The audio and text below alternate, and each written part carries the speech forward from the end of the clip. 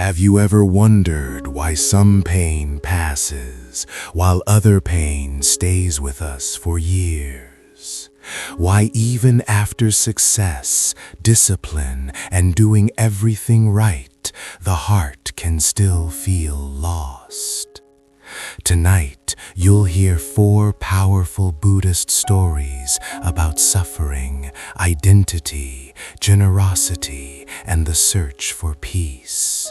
Stories that may change the way you see your own mind. And by the end of this video, you may realize something surprising. The peace you've been searching for may have been with you all along. Tonight, let us slow down for a moment. Take a gentle breath in and slowly breathe out.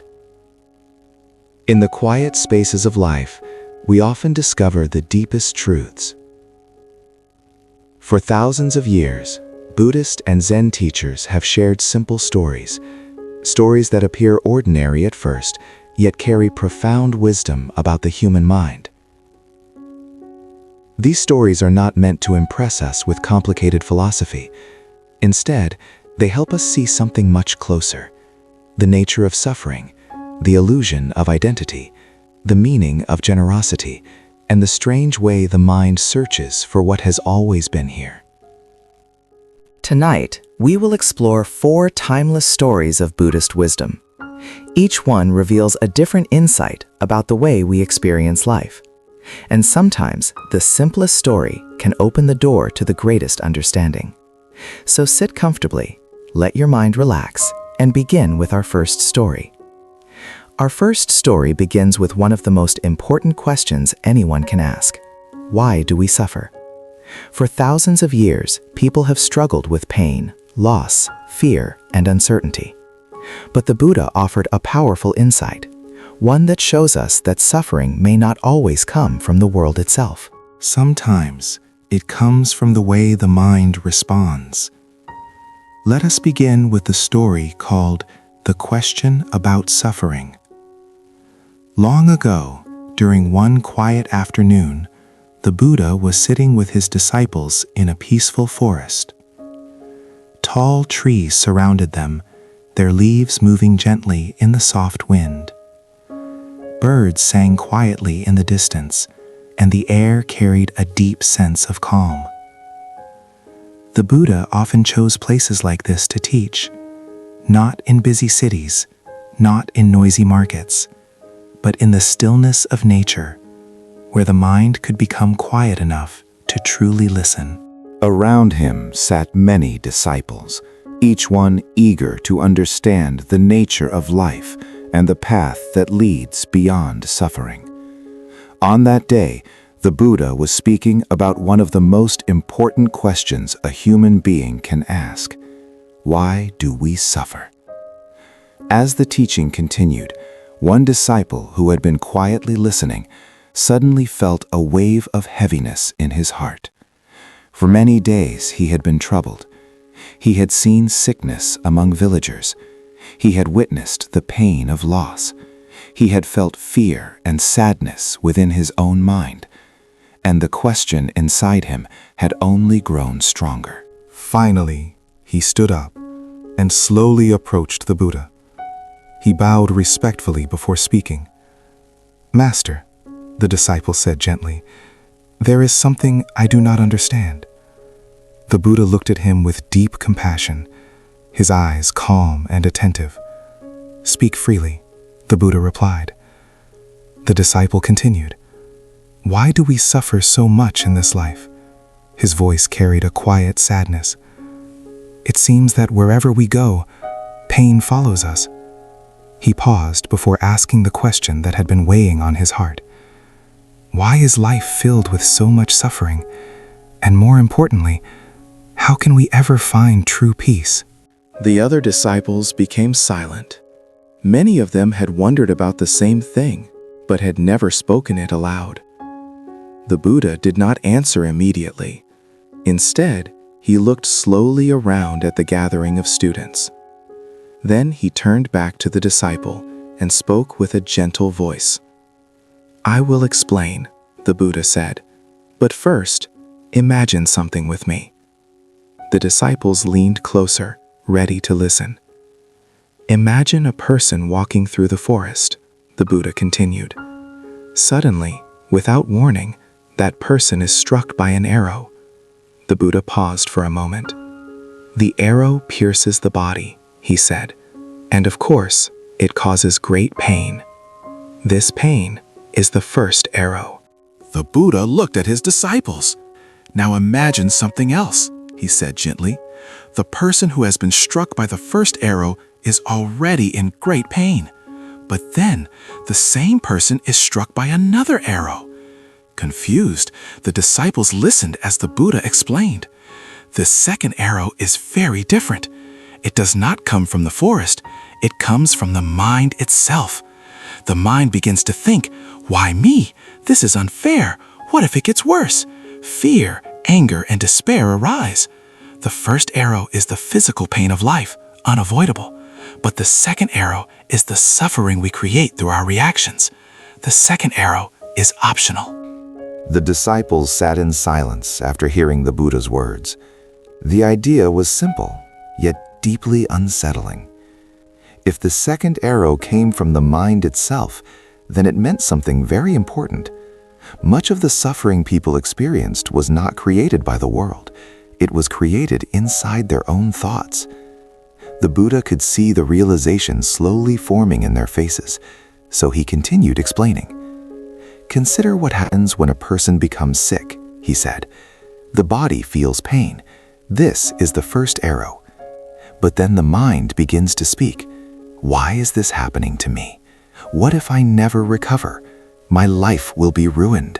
The Buddha looked gently at the disciples. "With these thoughts," he said, "the person has fired the second arrow." He paused before continuing.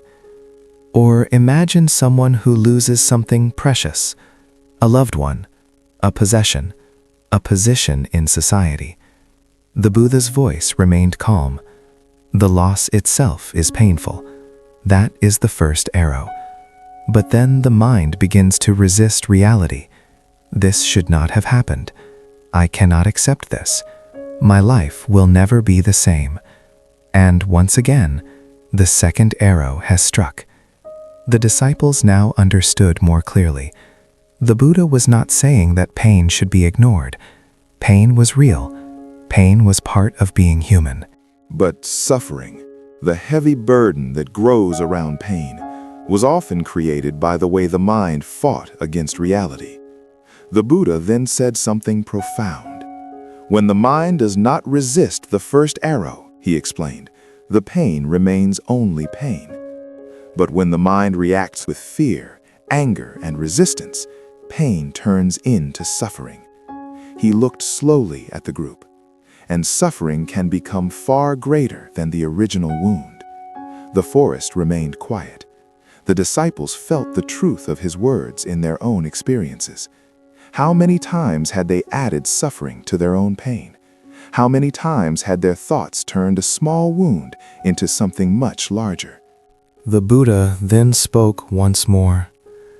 "The wise person learns to see the second arrow before it strikes, and when they see it, they simply do not pick it up." The Buddha looked at his disciples with calm compassion. The forest had grown even quieter, and the lesson now rested deeply in the minds of those who were listening. Many of the disciples began to reflect on their own lives. They remembered moments when anger had lasted far longer than the original pain, moments when fear had grown larger than the problem itself, moments when sadness had turned into endless suffering simply because the mind refused to accept what had already happened. The Buddha spoke again, gently guiding their understanding. "When the first arrow strikes," he said, "the body naturally feels pain. No wisdom can prevent that. No human life is free from illness, loss, or disappointment. These are part of the nature of existence." The disciples nodded. This truth could not be denied. But the Buddha continued, What truly determines the depth of suffering, he said, is what happens next. When the mind reacts with anger, the wound becomes deeper. When the mind reacts with fear, the pain becomes heavier. When the mind refuses to accept reality, suffering multiplies. He paused for a moment, allowing the meaning of his words to settle. But when a person observes the pain with awareness, the Buddha said, the second arrow never leaves the bow. The disciples listened carefully. The Buddha explained further. A mindful person feels the pain of the first arrow, he said, but they do not add stories to it. They do not create extra suffering.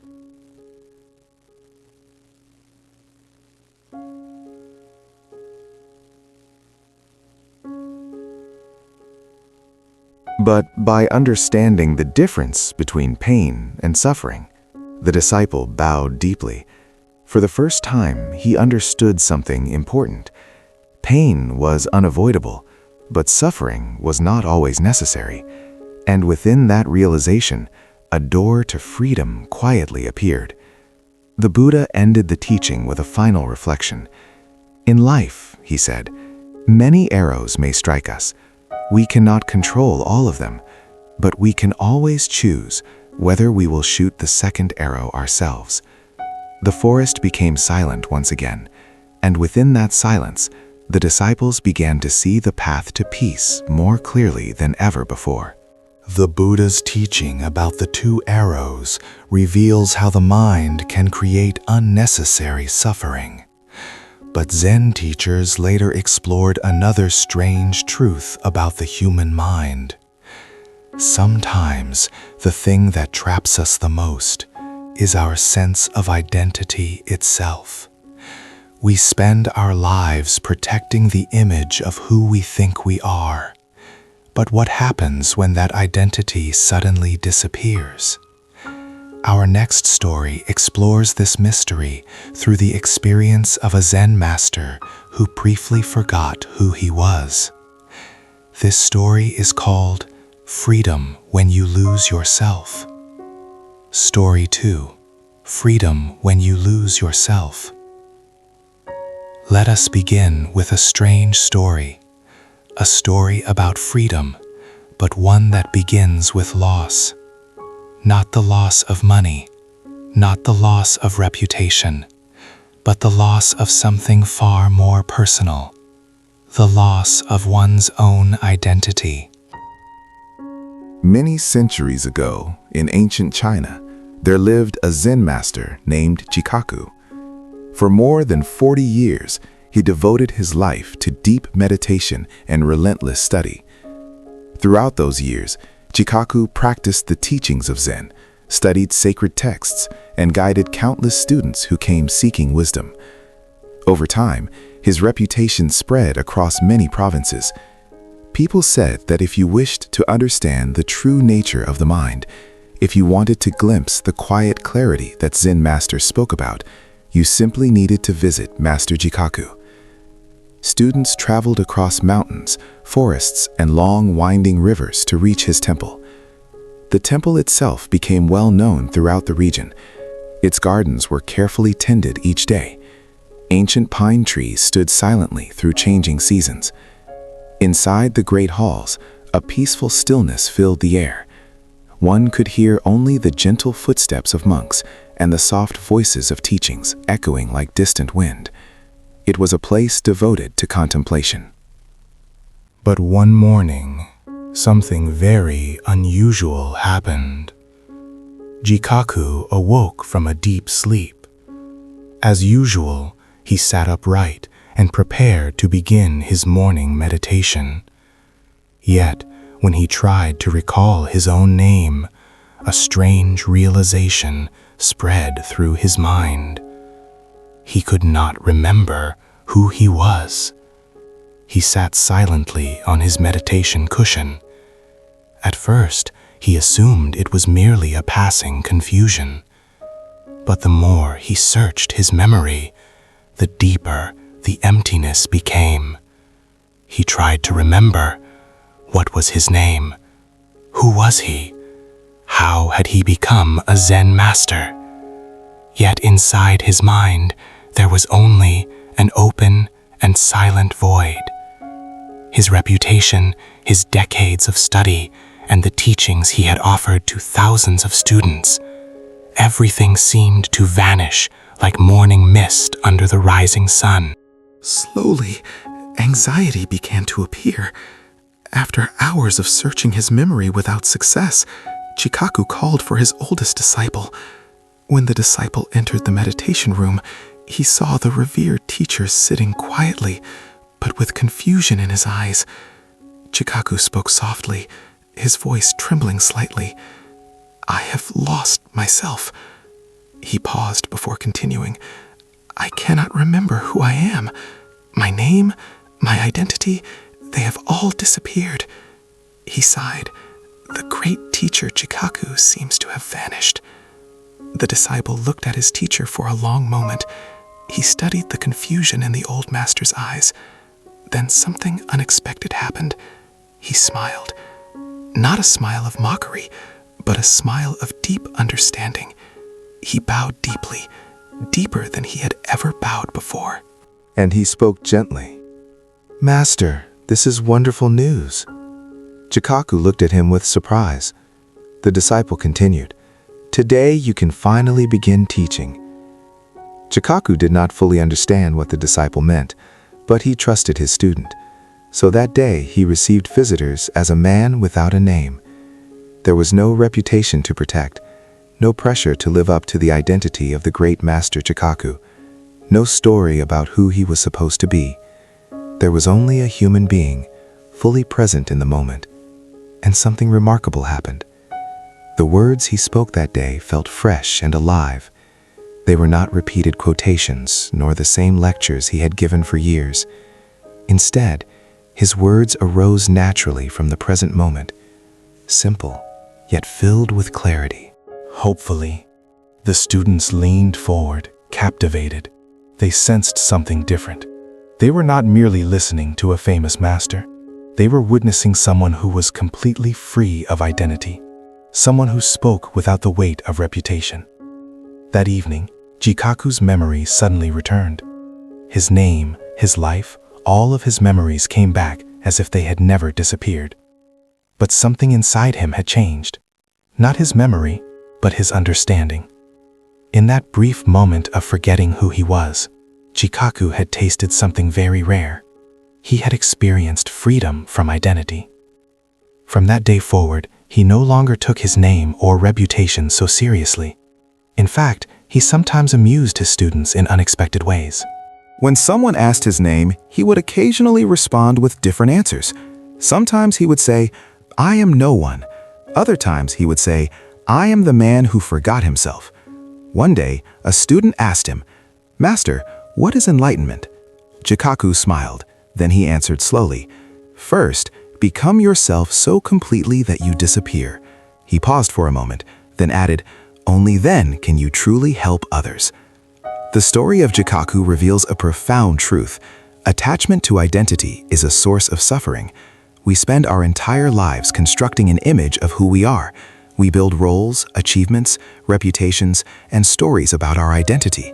And then we exhaust ourselves trying to protect those mental structures. Think about how many roles you carry every day. A successful professional, a responsible parent, a spiritual seeker, a supportive friend. None of these roles are wrong, but when we cling too tightly to them, they can become invisible cages. The Zen master Huangdo once said, "The foolish reject what they see. The wise reject what they think." When Jikaku forgot his own name, he touched what Zen calls the original face, the self that exists before any identity appears. It is the self that is not defined by titles, not limited by the past, and not trapped inside the story of the ego. And perhaps that is where true freedom begins. Hopefully, after learning about suffering and identity, another question naturally appears. What truly brings happiness? Many people believe happiness comes from wealth, status, or possessions, but the Buddha often taught that true joy arises from something much simpler: compassion, kindness, and the willingness to help others when they need it most. Our next story shows how a single act of generosity can transform the human heart. This is the story of the generous merchant. Long ago, in ancient India, the Buddha was traveling from village to village, sharing his teachings with anyone who wished to listen. He did not travel with wealth or luxury. Instead, he walked quietly along dusty roads, accompanied by a small group of monks who had chosen a life of simplicity. Wherever the Buddha went, people gathered. Some came out of curiosity, some came seeking wisdom, and others came because they felt a deep peace simply by being near him. One day, as the Buddha entered a small village, news of his arrival spread quickly among the townspeople. Farmers left their fields for a moment. Children ran through the streets whispering excitedly. Shopkeepers stepped outside their stalls. Everyone wanted to see the teacher whose words were said to bring clarity to the human heart. Seriously, among those who heard the news was a wealthy merchant who lived in that village. This merchant had great success in business. His home was large. His storage houses were full. Silks, spices, and precious goods passed through his hands every day. Yet despite his wealth, he often felt a quiet emptiness inside. He had heard about the Buddha many times before. People spoke of a man who possessed nothing, yet seemed richer in peace than kings. Curious and respectful, the merchant decided to meet him. When he finally stood before the Buddha and listened to his teachings, something within him changed. The Buddha spoke about compassion, about kindness, about freedom from attachment. His words were calm and simple, yet they touched the merchant deeply. The merchant felt gratitude rising in his heart. He wanted to express his respect, so he returned to his home and brought with him one of the most valuable items he owned. Hopefully, it was an exquisite silk robe, carefully woven with the finest thread. The fabric shimmered softly in the sunlight. It was the kind of robe that only nobles or kings would normally wear. Holding the robe with both hands, the merchant approached the Buddha. He bowed respectfully and said, "Blessed One, your teachings have moved my heart. I wish to offer you this robe as a gift. It is the finest silk I possess."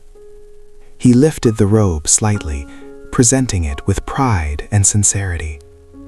Many villagers looked on with admiration, but the Buddha simply looked at the robe and gently smiled. The Buddha looked at the robe for a moment. The silk shimmered softly in the sunlight, its delicate threads reflecting the skill of the craftsman who had made it. It was clearly a robe of great value. Many of the villagers standing nearby expected the Buddha to accept the gift.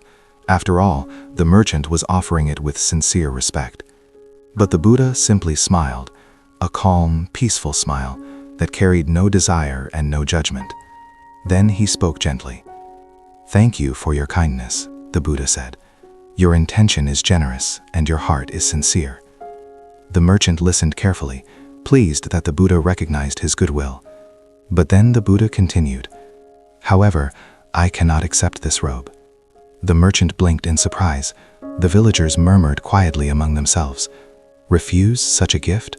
The merchant stepped forward again, confused but still respectful. "Blessed One," he said, "this robe is the finest silk I possess. I brought it to honor you. Surely you deserve the best that I can offer." The Buddha looked at the merchant with gentle understanding. His voice remained calm. "A monk lives a simple life," the Buddha explained. "Our robes are meant to be plain and humble. This robe is beautiful, but it is far too luxurious for someone who has chosen the path of simplicity." The merchant hesitated. He had expected gratitude, but he had not expected refusal. Still holding the robe, he asked sincerely, Then please tell me, Blessed One, what should I do with it? The Buddha's eyes softened with compassion. If you truly wish to honor me, he said, give this robe to someone who truly needs it, to a person who has no proper clothing, to someone who is cold or suffering. That gift would bring far greater joy. The merchant stood quietly, reflecting on the Buddha's words. Slowly, understanding began to appear in his expression. He bowed deeply.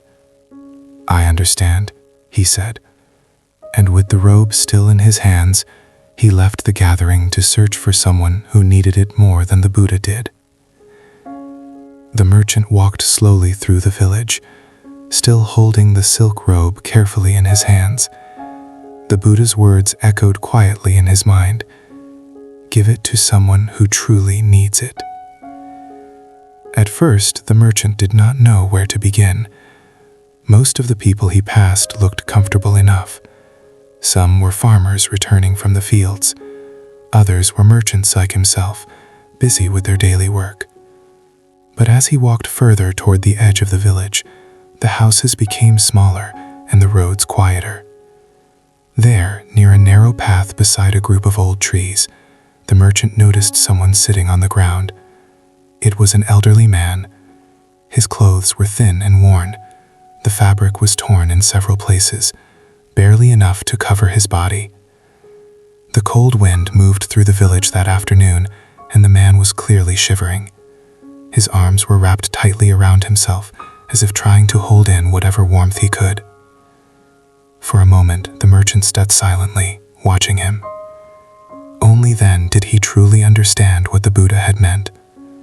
The silk robe in his hands suddenly felt different. Before, it had been a symbol of wealth and prestige, but now it had become something else. It had become an opportunity to relieve someone's suffering. The merchant approached the old man slowly. The elderly man looked up, surprised to see such a finely dressed person standing before him. Without saying many words, the merchant knelt down and gently placed the silk robe over the man's shoulders. The warmth of the fabric immediately wrapped around him. The old man's eyes widened with disbelief. He touched the robe carefully, as if he could hardly believe it was real. Tears slowly appeared in his eyes. Why would you give this to me?" the old man asked quietly. The merchant smiled softly. "Because today," he said, "I learned what generosity truly means." The old man bowed his head again and again in gratitude. For him, that robe was not a luxury. It was warmth. It was dignity. It was comfort. And in that moment, the merchant felt something he had never felt before, a deeper kind of happiness, one that did not come from wealth, success, or status, but from helping someone who truly needed it. With a peaceful heart, the merchant returned to the place where the Buddha was still teaching. After giving the robe to the old man, the merchant slowly returned to the place where the Buddha and the monks were resting. The sun was beginning to lower in the sky, and the golden light of the afternoon gently touched the trees surrounding the gathering. The Buddha was still seated beneath the shade of a large tree, speaking calmly to the villagers who had come to listen. When the merchant approached, he bowed deeply before the Buddha. The Buddha looked at him kindly. His eyes seemed to already understand what had happened. "Tell me," the Buddha said gently, "what did you do with the robe?" The merchant smiled in a way that was very different from before. It was not the proud smile of a wealthy man offering a valuable gift. It was the quiet smile of someone who had discovered something important. "Blessed One," the merchant replied, "I found a poor old man at the edge of the village. He had almost nothing to wear, and he was trembling from the cold, so I gave him the robe." For a moment, the Buddha simply nodded. A look of deep approval appeared on his face. "You have done well," the Buddha said. The disciples nearby listened carefully as the Buddha continued speaking. The value of a gift is not measured by how expensive it is. It is measured by the intention of the heart and by the relief it brings to those who suffer. The merchant listened closely. The Buddha then added something that remained in the minds of everyone present. When a gift is given only to display wealth, it feeds pride. But when a gift is given to relieve suffering, it nourishes compassion. The merchant bowed again, feeling gratitude for the lesson he had received that day. For the first time in many years, his heart felt lighter. He realized that generosity was not about giving what was impressive. It was about giving what was truly needed. The lesson of the story. This simple encounter reveals a powerful truth about generosity. Many people believe that the value of a gift lies in its material worth, but the Buddha taught something very different. The true value of a gift lies in its intention. A small act of kindness offered with compassion can carry far more meaning than an expensive object given for recognition. Real generosity begins when we see the suffering of others and feel the sincere wish to ease it. In that moment, giving is no longer about ourselves. It becomes an act of compassion. And compassion, the Buddha taught, is one of the greatest forces that can transform the human heart. Sometimes the most meaningful gift is not the one that shines the brightest. It is the one that quietly warms the life of someone who truly needs it. The previous stories reveal something important. Suffering often comes from the mind. Freedom comes when we loosen our attachment, and compassion opens the heart. But there is one final question that many seekers struggle with. What if we follow every rule, practice perfectly, study every teaching, and still feel lost? Our final story explores this strange paradox of the spiritual path. It is the story of a young disciple who did everything correctly, yet still felt something was missing. This story is called The Disciple Who Did Everything Right. High in the mountains, far away from the noise of cities and the distractions of everyday life, there stood a quiet monastery. Mist often drifted through the tall pine trees that surrounded it. In the early mornings, the sound of a wooden bell echoed softly across the valley, calling the monks and disciples to meditation. Life in the monastery followed a simple rhythm: wake before sunrise, meditate in silence, study the teachings, work with mindful attention. Seriously, among the many students who lived there was a young disciple named May. For 3 years, May had dedicated herself completely to the path of Zen. She was known as one of the most disciplined students in the entire monastery. Every day, she practiced meditation with unwavering focus. She could sit for hours without moving, her back straight and her breath steady. While others struggled with wandering thoughts, May appeared calm and composed. But meditation was not the only thing she practiced. She had also studied the ancient koans, the mysterious Zen riddles designed to break the limits of logical thinking. Over time, she memorized hundreds of them. She could recite them with precision and explain their meanings with great clarity. In addition to this, May followed every rule of the monastery perfectly. She woke up before the bell rang. She completed every task assigned to her. She spoke little and listened carefully.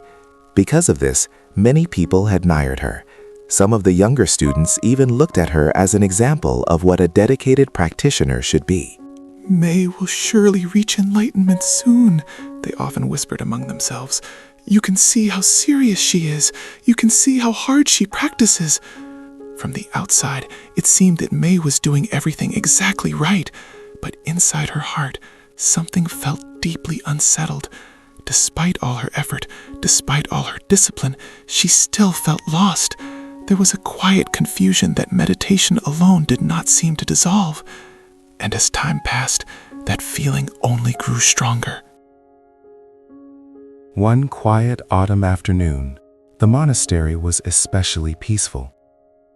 Golden leaves drifted slowly from the trees, landing softly along the stone paths that wound through the courtyard.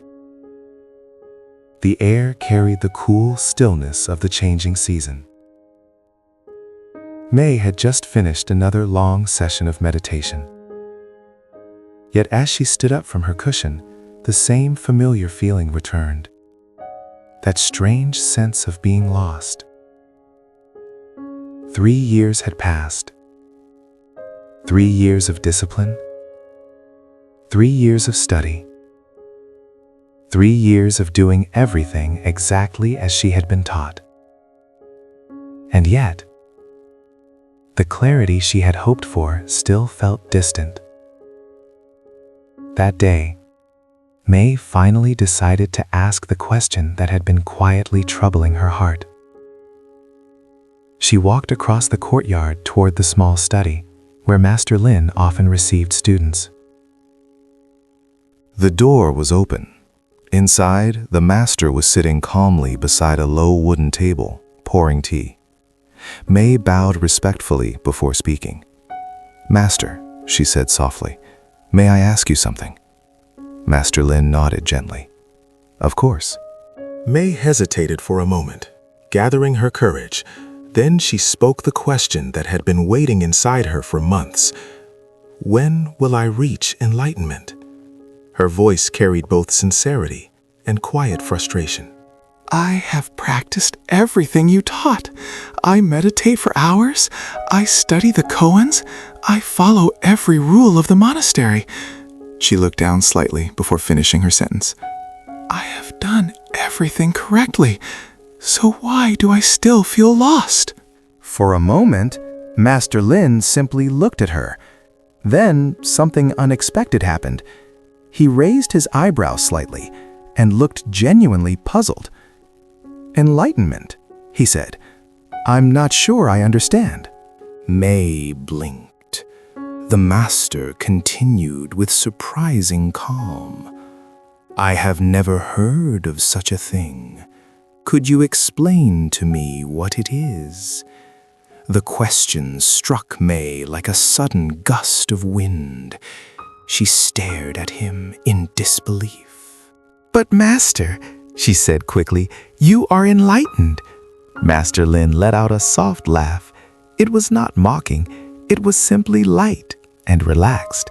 Then he answered in the most ordinary way possible. I only do very simple things. I sit when it is time to sit.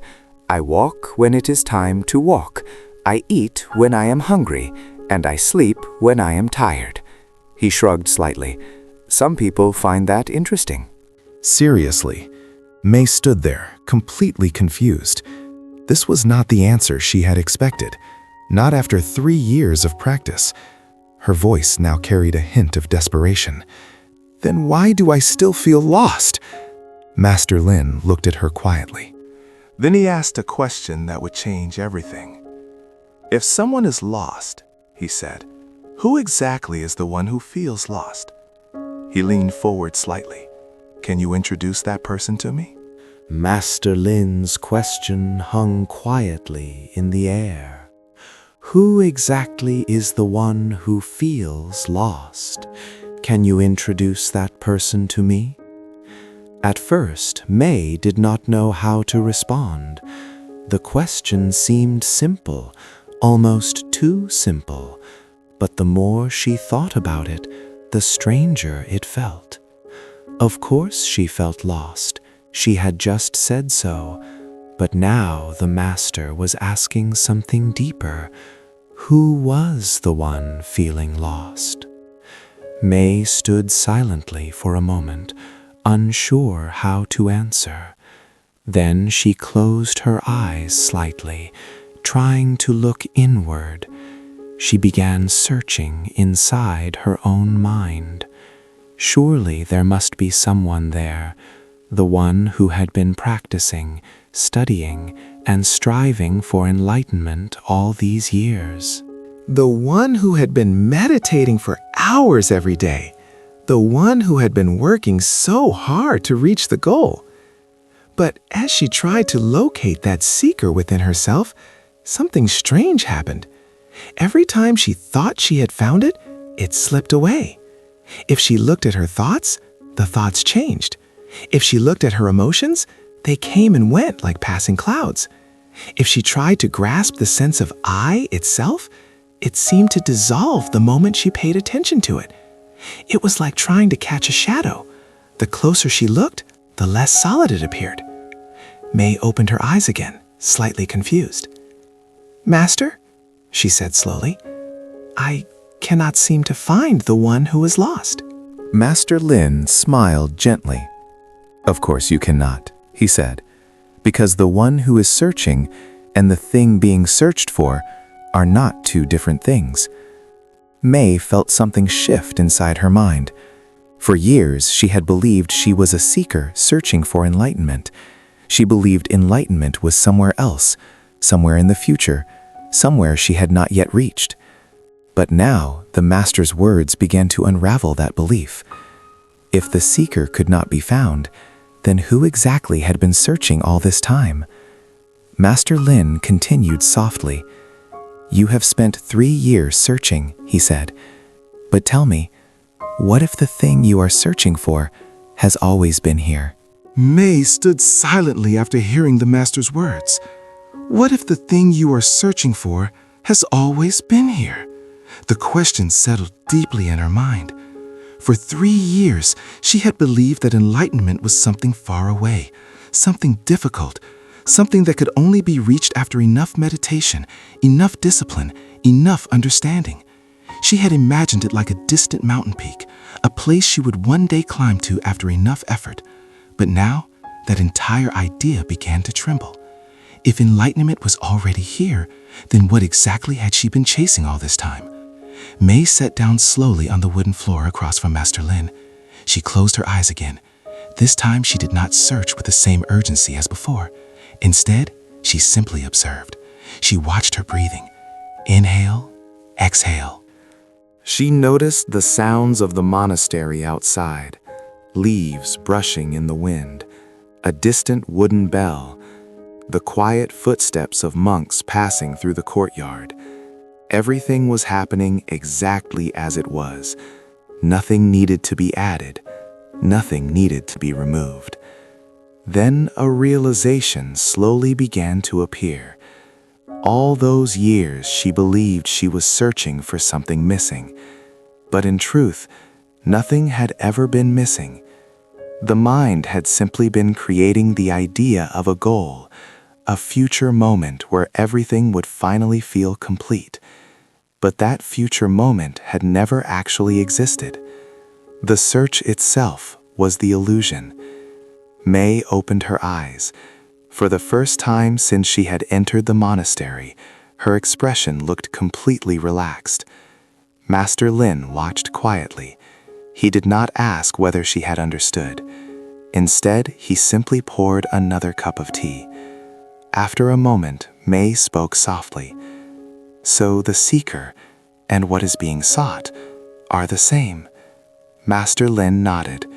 "Yes, the search itself is the answer." The meaning of the story. Zen calls this the paradox of seeking. Human beings spend their lives believing happiness exists somewhere in the future. We think, I will finally be happy when I receive a promotion, when I meet the right person, when I reach my goal. But something strange always happens. Once we achieve one goal, the mind immediately creates another, and then another, and another. The search never truly ends. Zen masters understood this long ago. The famous Zen teacher Benkei once said, "The unborn Buddha mind is already perfect. You are trying to polish a mirror that is already shining." In other words, what we are searching for has never been missing. Peace is not something that appears only after years of struggle. It is something that becomes visible when the search itself becomes quiet. Sometimes, the moment we stop chasing enlightenment is the very moment we discover that nothing was ever absent. These 4 stories may appear simple, but their lessons reach deep into the nature of the human mind.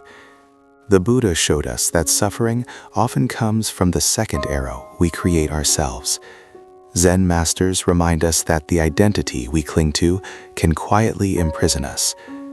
Acts of compassion reveal that true wealth lies in easing the suffering of others.